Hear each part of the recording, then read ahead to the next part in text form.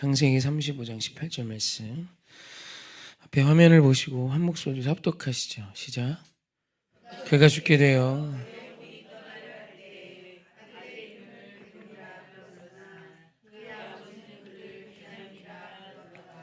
아멘. 드디어 이제 야곱의 12아들이 완성이 됩니다. 그리고 이제 라헬의 죽음에 대한 기록이 나오죠. 베노니, 베냐민에 대해서는 어제 귀한 말씀을 나눴습니다. 믿음은 해석입니다. 오늘 우리 인생에 좋지 않은 일들이 일어났을 때 내 눈에 비친 대로 고백하며 살지 마시고 하나님의 능력이 오른손이 역사함을 믿으며 믿음으로 고백하며 승리하시는 저 여러분이셨으면 좋겠습니다. 오늘은 혼이 떠나려 할 때라는 요 기록을 통해서 우리가 한번 하나님의 놀라운 은혜를 생각하고 깨달았으면 좋겠어요. 지금 라헬이 죽어갑니다. 근데 그때 라헬이 죽어 없어졌더라라고 성경은 기록하지 않죠. 보통 이제 신약에선 잔이라라는 표현을 많이 썼고 창세기 35장 18절은 그의 혼이 떠나려 할 때라고 해요. 혼이 떠나는 것을 죽음으로 이야기하고 있는 거죠. 우리말 혼으로 번역된 히브리어는 네페쉬인데 생명, 생령, 마음, 영혼 요 정도로 해석할 수 있는 단어입니다. 그러니까 지금 그의 마음에 그의 육신에서 생령이 분리되어 떠나려 하고 있던 그때에 이런 표현이죠. 그래서 이 네페쉬는 창세기에서 하나님께서 인류를 지으시고 그 코에 생기를 불어넣으셔서 생령이 된지라 할 때 여기서 이 생령이 네페쉬입니다. 그러니까 인간만이 갖고 있는 특징이죠. 그의 혼이 떠나려 할 때. 사실 여기서 우리가 좀 많은 걸 생각할 수 있고 성경이 증언하는 아주 중요한 죽음에 대한 메시지가 있어요. 죽음은 모두에게 찾아옵니다. 그때와 시와 기한은 우리가 전혀 알지 못해도 하나 분명히 아는 것은 이 땅에서 죽는다라는 거죠. 그래서 나도 어느 날 땅에 묻히던 유골이 돼서 어디 있든 요즘 수목장도 많이 하죠. 거기다 묻히든 아무튼 우리는 죽습니다. 그것이 정해진 이치고 태어난 인간이라면 계속 하루하루 죽어간다라고 표현하는 게 사실 과한 것은 아니죠. 그것이 우리의 존재론이고 우리이죠. 그러나 그 죽음 이후에 대한 해석은 오늘 우리 성경은 명확합니다. 죽음 이후에 끝이 아니다는 거예요. 있다 뭐가.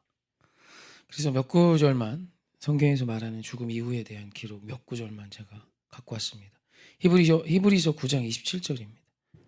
합독합시다. 시작. 한번 죽는 것은 사람에게 정해진 것이요 그 후에는 심판이 있으리니.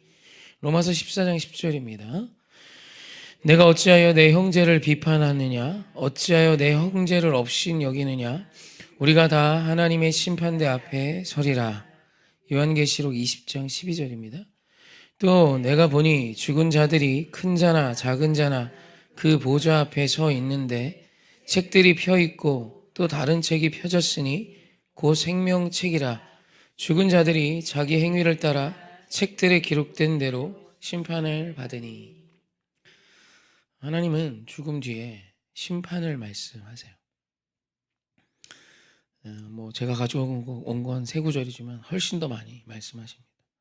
죽으면 끝이 아니다라는 거죠. 마치 죽으면 끝인 것처럼 말하는 세상의 고백들이 있고 죽으면 마치 그냥 묻지도 따지지도 않고 저 극락인지 천국인지 좋은 데를 가는 것처럼 말합니다. 하지만 한 번도 변함없으셨던 1.1핵도 바뀌지 않았으며 반드시 성취되는 말씀인 성경은 심판이 있음을 말합니다. 그러니까 오늘 우리 육신은 이 땅에 두고 갈지라도 그 육신에 대해서도 예수님이 재림하신 뒤에는 이 육신의 몸을 입고 다시 무덤 밖으로 나올 수 있음을 기록한 부분들의 말씀도 있지만 사실 우리 육신을 떠나 지금 우리의 죽음은 그 육신을 떠난 생명이 하나님 앞에 자신의 삶을 들고 나가 평가를 받는다라는 것이죠. 이것이 성경의 동일한 메시지입니다. 그래서 오늘 예수를 믿는다라는 것에서의 아주 중요한 시작은 심판을 믿는 것입니다. 심판이 없는 것처럼 살지 마셔야 돼요. 하나님의 아심을 믿는 걸로 오늘 우리는 우리의 인생을 살아내는 자입니다. 물론 우리가 예수 안에 예수 그리스도로 심판 앞에 우리의 행위로 재판받지는 않을 겁니다. 예수를 믿었기 때문에. 하지만 그 행위대로 상급을 주심을 말씀하세요. 히브리서 11장 6절 말씀이죠. 함께 합독하시죠. 믿음이 없이는 하나님을 기쁘시게 하지 못하나니 하나님께 나아가는 자는 반드시 그가 계신 것과 또한 그가 자기를 찾는 자들에게 상 주시는 이심을 믿어야 할지니라. 아멘. 이 표현은 지금 우리에게 상 주시는 하나님의 뜻도 있지만 오늘 우리의 삶의 마침표를 찍은 뒤에 우리의 삶을 통하여 예수로 구원을 얻은 자의 삶을 보시고 그의 삶의 상급을 또 면류관을 허락하시는 것에 대한 약속이 있다는 것이죠. 오늘 우리 인생은 우리가 공평하게 태어나 이 세상 앞에 하나님의 은혜 속에 주의 공의와 정의와 사랑 속에 살아가는 건 비슷하지만 우리가 살아갔던 그 삶을 들고 하나님 앞에 서는 것 또한 똑같지만 그 하나님 앞에 선 뒤에 우리의 삶의 영원한 어떤 삶의 결론은 다를 수 있다는 것입니다. 그래서 당신의 하루는 굉장히 귀한 것입니다. 청년의 때를 인생의 가장 귀한 시즌으로 생각하고 여기죠. 물론 맞습니다. 그때 열심히 한 그것이 평생에 영향을 주죠. 그런데 지금 성경이 증언은 지금 우리가 잠깐 안개와 같은 인생을 살았던 그 날들이 영원의 영향을 미칠 수 있음을 이야기합니다. 비교되지 않는 세상에서 말하는 청소년기를 아무리 대단하다 표현해도 지금 하나님이 심판을 말씀하시며 심판 뒤에 하나님 우리에게 주실 상급과 평가에 대한 말씀에 비교하면 사실 세상의 어떤 순간도 영원 앞에 어떤 의미가 있을 수 있겠습니까? 그럼에도 불구하고 오늘 그 영원의 삶이 지금 우리에게 주어진 이 인생 얼마나 오래 살았냐, 얼마나 많은 걸 가졌냐, 얼마나 좋은 집에 살았냐 이런 거 묻지 않으십니다. 하나님이 우리에게 물으시는 기준은 사실 관계예요. 관계. 사랑하는 성도님, 천국의 핵심은 관계에 있습니다. 관계. 첫째, 하나님과 나와의 관계이며 둘째, 사람과 사람의 관계. 단언컨대 상급은 여기에 의해 판결이 될 것입니다. 오늘 하나님과의 관계가 아름다우십니까? 사실 그것만으로도 오늘 우리가 사는 이곳이 천국이 될 것입니다. 그리고 사람과 사람의 관계가 아름다우십니까?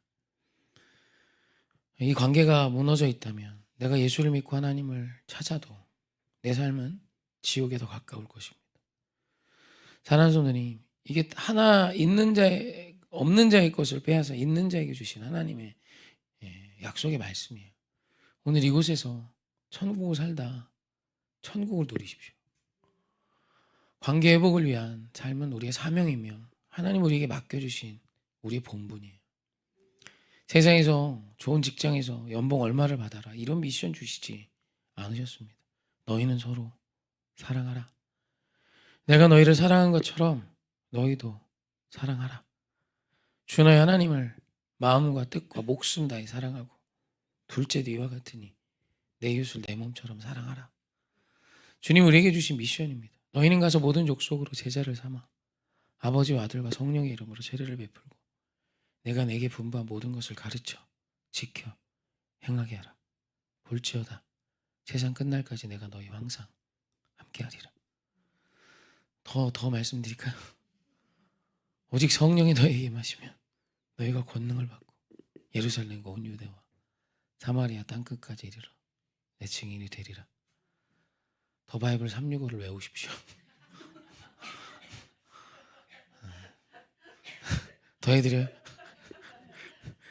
그만할게요. 자기 자랑인 것 같아서. 자랑이 아니라 우리 오해교회는 상식이 되셨으면 좋겠습니다. 할렐루야. 여러분 이게 어떻게 다른 걸로 어떻게 이렇게 타협이 안 됩니다. 많이 외워드려야 되겠네. 되게 좋아하시네요. 대초에 하나님부터 쭉 해요. 어떻게 해요? 저 어제 저희 아이들이 40번 외우고 있더라고요. 40번. 거의 완벽하게 외웁니다. 잘 외웁니다. 예, 저희 막내가 그걸 하면서 많이 울었는데 지금은 받아들였어요. 아멘 했습니다. 아멘. 지금은 네, 잘해요. 벌써 40절이니까 잘하면 올해 안에 한 명 정도는 네, 상품을 타지 않을까. 뭐 저희 아이들보다 더 잘하는 애들이 있다고 하더라고요.